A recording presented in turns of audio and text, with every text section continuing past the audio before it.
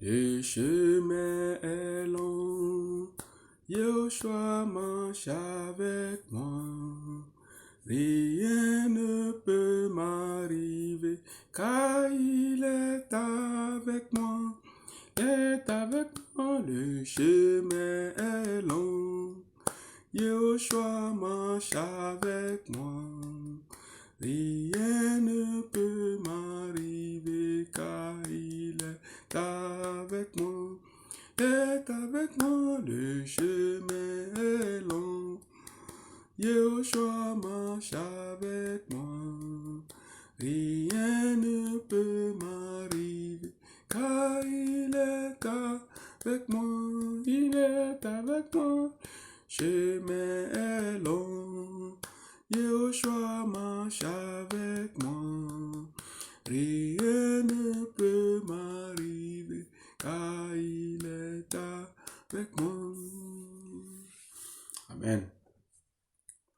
Frères et sœurs, je vous salue tous au nom puissant de notre Seigneur, Sauveur Yoshua Mashiach. Le seul Elohim, celui qui nous garde, qui nous protège, à lui seul l'honneur, la gloire, la puissance. Frères et sœurs, j'aimerais vous encourager encore aujourd'hui, à travers ce que le Seigneur m'a encore enseigné. Et j'aimerais partager ça avec vous. Et vous savez que nous sommes dans un temps compliqué, dans un temps difficile. Le Seigneur l'apporte donc les choses. Et le monde va de mal en pire. Et donc, il y a beaucoup de persécutions, beaucoup d'épreuves, de tentations. Et en tant que chrétiens, nous devons vraiment veiller dans ces temps de la fin, demeurer dans la prière. Et parce que ce n'est pas facile. Mais le Seigneur nous a promis dans Matthieu 28 au verset 20, je le répète à chaque fois, qu'il est avec nous jusqu'à l'achèvement de l'âge. Donc nous savons que le Seigneur n'a jamais menti, il est derrière sa parole pour l'accomplir. Il nous garde, il nous protège, mes frères et sœurs. Nous avons cette assurance, en tant que chrétiens, nous devons avoir cette assurance et garder la foi en Yoshua Mashiach, quelles que soient les épreuves, quels que soient les problèmes qui peuvent nous arriver, mes frères et sœurs, nous devons persévérer jusqu'au bout, tenir ferme, ne pas baisser les bras, mes frères et sœurs. Et le plan de l'ennemi, c'est vraiment de nous pousser à nous éloigner du Seigneur, à tout abandonner. Et donc, pour cela, nous devons vraiment veiller et dans ces temps difficiles. Et bon, j'aimerais partager quelque chose avec vous. Avant de partager, je vais prier. Père de gloire, Seigneur, je bénis ton nom pour ce moment de partage. Que ton nom soit élevé et glorifié dans toutes choses. Adonai, c'est toi qui nous garde, qui nous protège, qui nous donne le souffle de vie. Merci pour toutes choses, Père de gloire. Que ton esprit prenne le contrôle de tous. Au nom de Yoshua Mashiach. Amen. Nous allons prendre un passage dans Yohanan 6 ou bien Jean 6. Yohanan ou bien Jean 6. Je lis à partir du verset 1er jusqu'au verset 6. Après ces choses, Yoshua s'en alla au-delà de la mer de Galilée, de Tibériade, et une grande foule le suivait parce qu'elle voyait les signes qu'il produisait sur les malades. Mais Yoshua monta sur une montagne et il s'assit là avec ses disciples. Or la Pâque, la fête des Juifs, était proche. Yoshua donc, ayant levé ses yeux et voyant qu'une grande foule venait à lui, dit à Philippos: où achèterons-nous des pains afin que ces gens aient à manger? Or, il disait cela pour l'éprouver, car il savait bien ce qu'il allait faire. Philippos lui répondit: les pains qu'on aurait pour 200 deniers ne suffiraient pas pour que chacun en reçoive un peu. Un de ses disciples, Andréas, le frère de Simon, Pétros, lui dit: il y a ici un petit garçon qui a 5 pains d'orge et 2 poissons. Mais qu'est-ce que cela pour tant de gens? Mais Yoshua dit: faites asseoir ces gens. Or, il y avait beaucoup d'herbes dans ce lieu. Ils s'assirent donc au nombre d'environ 5000 hommes. Frères et sœurs, et j'étais au travail, le Seigneur me parlait encore des épreuves auxquelles il nous soumet, les épreuves auxquelles nous sommes soumis en tant que chrétiens. Et donc, le Seigneur me parlait de cela. Et quand je méditais ce passage, donc, il m'a enseigné quelque chose que j'aimerais vraiment partager avec vous aussi. Comme j'ai l'habitude de le dire, si le Seigneur nous enseigne pas pour que nous gardions ça pour nous seuls. Mais le Seigneur veut que nous nous exertons les uns les autres, nous partageons ça entre nous pour nous édifier, pas pour nous glorifier, pas pour nous démontrer que nous connaissons quoi que ce soit. Nous sommes des instruments pour le Seigneur. Nous sommes des serviteurs inutiles, comme la parole nous dit. Le Seigneur dit, si vous avez tout fait, donc dites-vous que vous êtes des serviteurs inutiles. Donc nous sommes des serviteurs inutiles. Donc, des bouches tout simplement que le Seigneur utilise. Donc chaque fois quand le Seigneur nous enseigne, mes frères et sœurs, je vous encourage aussi à partager cela dans la simplicité, dans la crainte du Seigneur, tout simplement. Donc on n'a rien à gagner là-dedans. Donc on ne partage pas la parole pour se faire de l'argent. Et c'est tout simplement pour nous encourager les uns les autres. Donc j'étais au travail, donc le chant que je viens de chanter, j'ai reçu ce chant-là. Au moment où j'ai reçu ce chant, le Seigneur me parlait et qu'il est avec nous. Donc le chemin est long, mais le Seigneur a dit qu'il est avec nous jusqu'à la fin et jusqu'à l'achèvement de l'âge. Donc le chemin est long, mais le Seigneur est là avec nous. Il ne nous a pas abandonnés. Donc et il nous donne cette assurance-là qu'il est avec nous. Et donc ce passage que je venais de lire, donc nous connaissons ce passage en tant que chrétien. Je crois que vous avez une fois aussi lu ce passage. Et donc, et mes frères et sœurs, et la Bible, comme je le dis, la Bible n'est pas un roman. La Bible, c'est vraiment la parole d'Élohim. Donc la Bible nous dit que sa parole est esprit et vie. Donc à chaque fois quand nous méditons les Écritures, le Seigneur nous enseigne d'une manière ou d'une autre.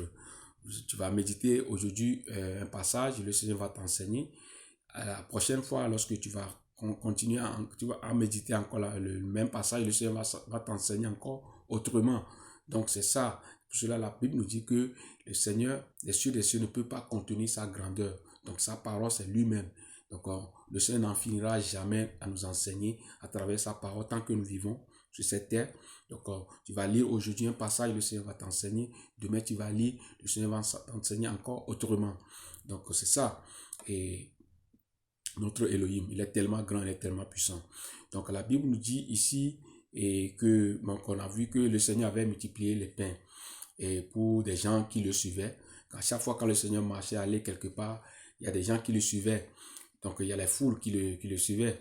Donc parmi ces foules, il y a différentes sortes de gens qui composent cette foule. Donc il y a les gens qui suivaient le Seigneur par les intérêts, leur propre intérêt. Il y a d'autres qui le suivaient parce qu'ils aimaient vraiment le Seigneur. Donc on voit qu'il y a chacun suit le Seigneur de sa propre manière. Donc on voit qu'il y a des gens qui suivent le Seigneur tout simplement parce qu'ils veulent recevoir quelque chose de la part du Seigneur, et d'autres suivent le Seigneur parce qu'ils aimaient le Seigneur. Donc la parole nous dit que ici, après ces choses, Yoshua s'en alla au-delà de la mer de Galilée, de Tibériade, et une grande foule le suivait parce qu'elle voyait les signes qu'il produisait sur les malades. Donc on voit ici, parmi ces foules, il y a des gens qui le suivaient tout simplement. Ces foules le suivaient parce qu'ils voyaient que le Seigneur faisait des signes, il guérissait les malades. Donc c'est ces motivations que ces gens-là ont. Donc c'est pour cela qu'ils suivaient le Seigneur.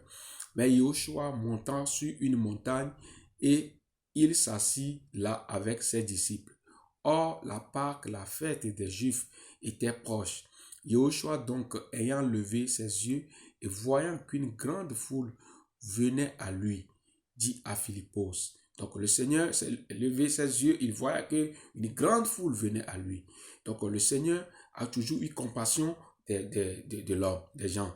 Bien aimé, comme il a dit, la Bible nous dit dans Luc quelque part là-bas que le Seigneur, voyant la foule, il est ému de compassion, il disait que la moisson est grande. Mais, il voyait que cette foule n'avait pas de berger. Donc le Seigneur disait que la moisson est grande, mais il y a peu d'ouvriers. De prier le maître de la moisson afin qu'il envoie les ouvriers dans sa moisson. Donc le Seigneur a vu que cette foule-là le suivait. Donc arrivé un moment, on vu que les gens sont fatigués, ils ont faim. mais il fallait que donner à manger à tous ces gens-là. Donc le Seigneur va dire ici, mais Yoshua monta sur une montagne, il s'assoit là avec ses disciples. Or la Pâque et la fête des Juifs était proche. Yoshua donc ayant levé ses yeux et voyant qu'une grande foule venait à lui, dit à Philippos, où achèterons-nous des pains afin que ces gens aient à manger? Or, il disait cela pour l'éprouver, car il savait bien ce qu'il allait faire. Donc, le Seigneur, voyant cette foule, il va poser la question à Philippos. Il va poser une question à Philippos. Il va poser une question à Philippos. Il va lui demander, où achèterons-nous des pains afin que ces gens-là aient à manger? Or, le verset 6, la Bible nous dit que, or, il disait cela pour l'éprouver, car il savait bien ce qu'il allait faire. Quand je lisais ce passage, le Seigneur m'enseignait encore autrement, parce que quand je lisais ce passage, on voyait qu'il y a une foule qui suivait le Seigneur, qui ont besoin de manger. Le Seigneur a multiplié le pain, et après avoir multiplié le pain, donc il a nourri toutes ces foules, tout ça là. Mais quand je lisais ce passage, le Seigneur m'a encore enseigné autrement. Donc le Seigneur, ici, il est question ici de ce que le Seigneur m'a enseigné. Il est question ici des épreuves dans nos vies, des épreuves auxquelles le Seigneur nous soumet. Donc on voit ici que au verset, si nous lisons le verset 6, il disait que, or, il disait cela pour l'éprouver, car il savait bien ce qu'il allait faire. Donc le Seigneur savait déjà qu'il allait nourrir cette foule. Le Seigneur a déjà tout préparé. Mais pourtant, il va poser la question à Philippos. Il va poser la question à Philippos, où achèterons-nous des pains afin que ces gens-là aient à manger? Alors que le Seigneur savait qu'il allait multiplier les pains. Mais pourtant, il va poser la question à Philippos. Pourquoi, mes frères et sœurs? Laissez-moi vous dire quelque chose de très important, mes frères et sœurs. Le Seigneur n'a jamais eu un plan B. L'homme va commencer à faire quelque chose, l'homme va essayer avec le plan A.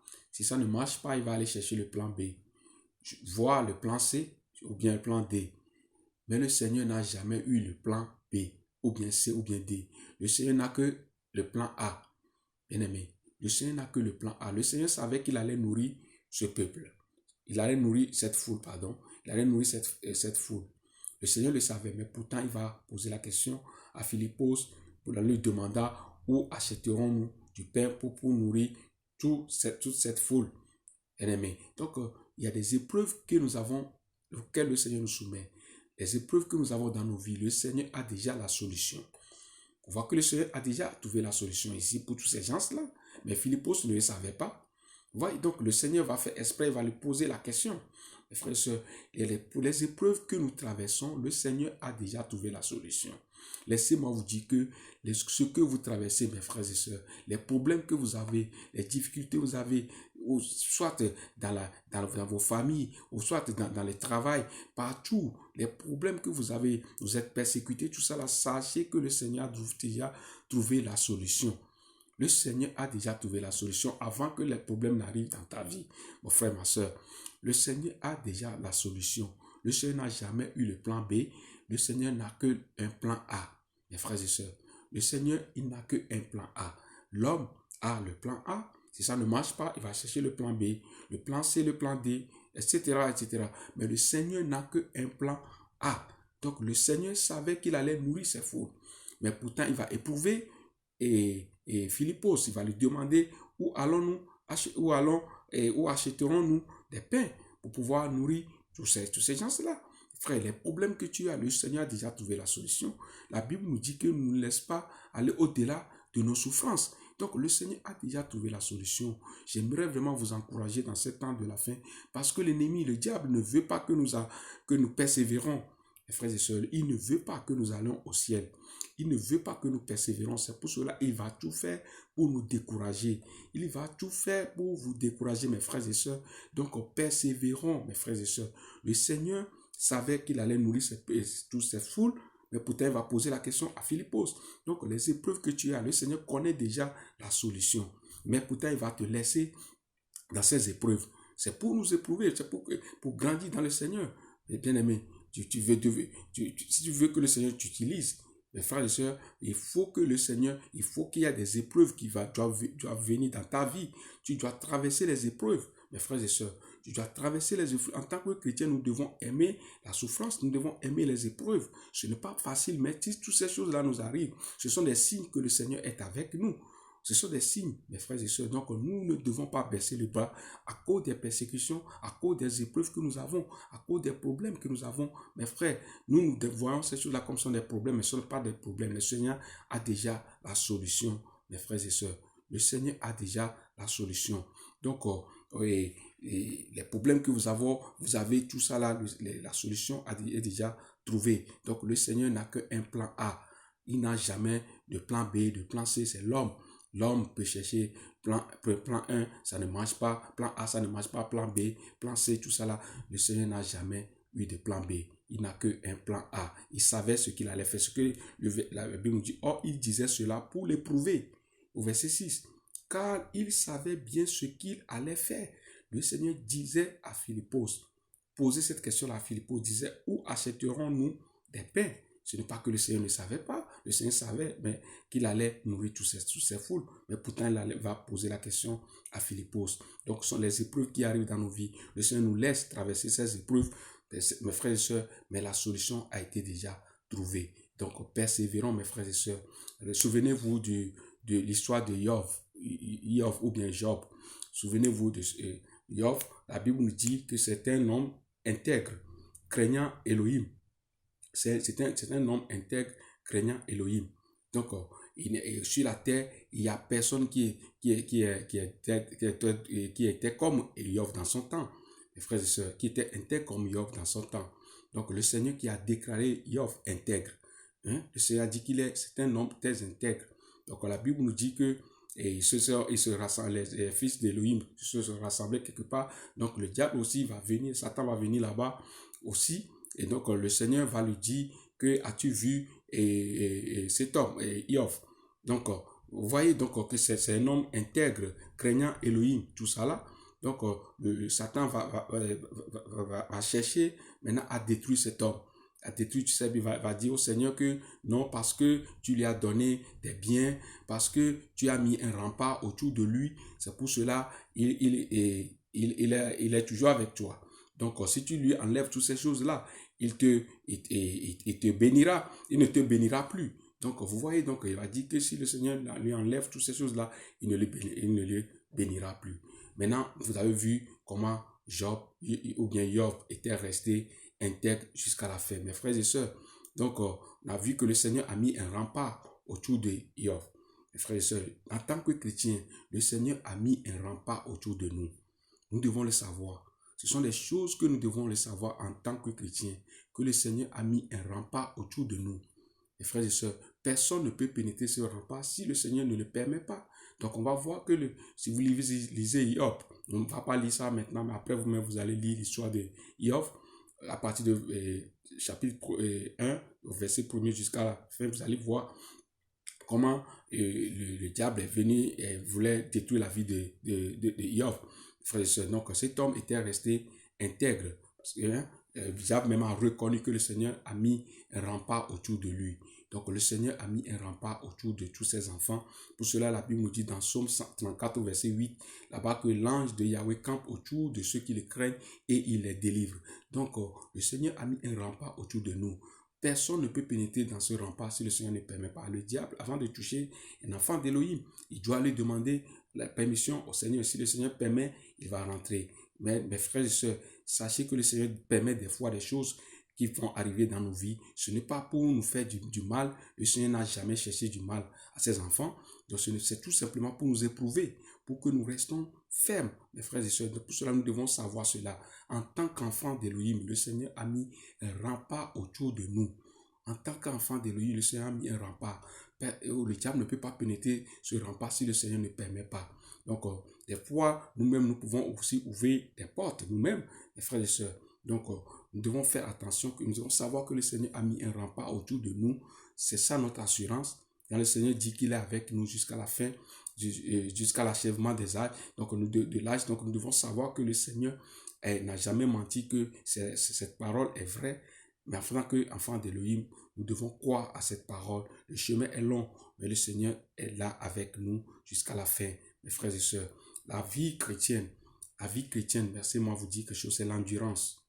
La vie chrétienne, c'est l'endurance. Vous allez voir dans le milieu de l'athlétique, de l'athlétisme. Donc, il y a des disciplines. Il y a 100 mètres plats, il y a l'endurance, etc., etc. Donc, il y a mes frères et sœurs, en tant que chrétiens, nous ne courons pas 100 mètres plats, mais nous courons l'endurance. C'est l'endurance, mes frères et sœurs. L'endurance, vous allez voir, je pense, c'est 10 000 mètres que les gens courent. Donc, vous allez voir qu'au départ, il y a des gens qui prennent le devant. Ils prennent le devant. Arrivé à un moment, vous allez commencer, ils vont tomber en chemin. Celui qui est derrière venant va reprendre le devant. Vous voyez? Donc, mes frères et sœurs, la vie chrétienne, c'est l'endurance, mes frères et sœurs. C'est l'endurance. Et pour cela, mes frères, chacun doit travailler là où le Seigneur l'a mis. Ça, c'est très important de le savoir, mes frères et sœurs. Ne cherchez pas à aller faire des choses que le Seigneur ne vous a pas confiées. Vous allez voir l'endurance. Il y a des gens qui prennent le devant. Ils vont prendre le devant, ils vont courir, arriver à un moment, ils sont fatigués, ils vont tomber. Donc vous allez voir celui qui est derrière, c'est lui maintenant qui va prendre le devant. Donc il y a des tactiques que les gens utilisent. Donc ces tactiques-là, c'est le Seigneur qui nous donne des tactiques, mes frères et sœurs. La vie chrétienne, c'est une vie de tactique aussi que le Seigneur, mais ces tactiques, c'est le Seigneur qui nous donne. Donc chacun doit connaître sa place, là où le Seigneur l'a mis, mes frères et sœurs. Chacun doit connaître sa place, là où le Seigneur l'a mis. Donc, c'est l'endurance, la vie chrétienne. Dans cette endurance-là, vous allez courir, mais qui nous donne la force pour pouvoir arriver au bout. C'est le Seigneur. Donc, c'est pour cela il y a des chrétiens qui courent à 100 mètres plats. Vous allez courir 100 mètres plats, ça c'est rien. Ça c'est rien, mes frères et sœurs. Avec le Seigneur, c'est la course, c'est l'endurance. Le chemin est long, mais Yoshua est avec nous. Donc, si nous demeurons aussi avec lui, si nous respectons sa parole, si nous restons là où il nous a mis, mes frères et sœurs, ne cherchons pas à aller faire des choses que le Seigneur ne nous a pas confiées, mes frères et sœurs. Et ça ne sert à rien.